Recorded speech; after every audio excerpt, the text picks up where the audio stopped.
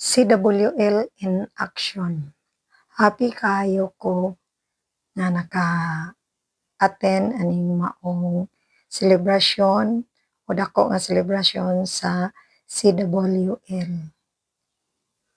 Ang CWL Diocesan Biennial Convention nga gihimo diri sa Bohol Tropics Resort, Tagbilaran City.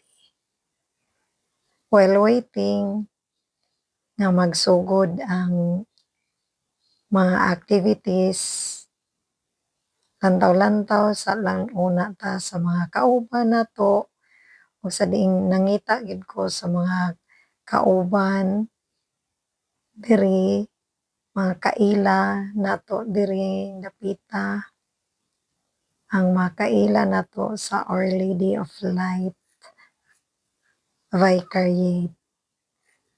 Akong gipangita sila kung naa ba gyud, present ba gyud, kay wala pa man sa nagsugod ang maong programa o activities.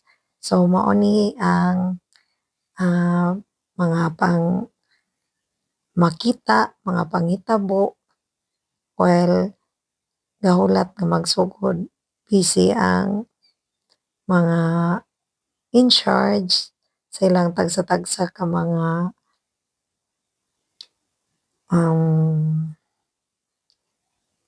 okay. So aniya na nagsugod na para sa opening sa maong programa o activities ining adlaw. O makita nato ang mga officers, set of officers sa Diocese of Tagbilaran.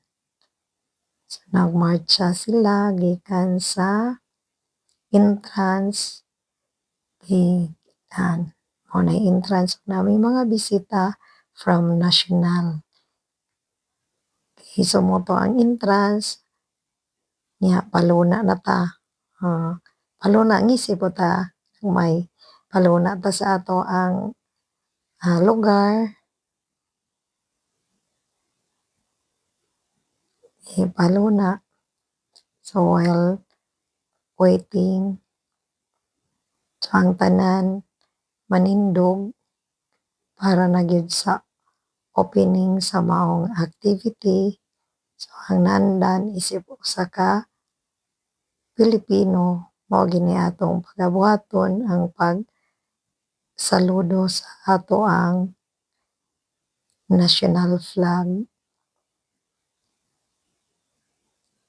Okay, di ba? So daghan kayong salamat mga higala, kini ang inyong higala Connie Hakulba.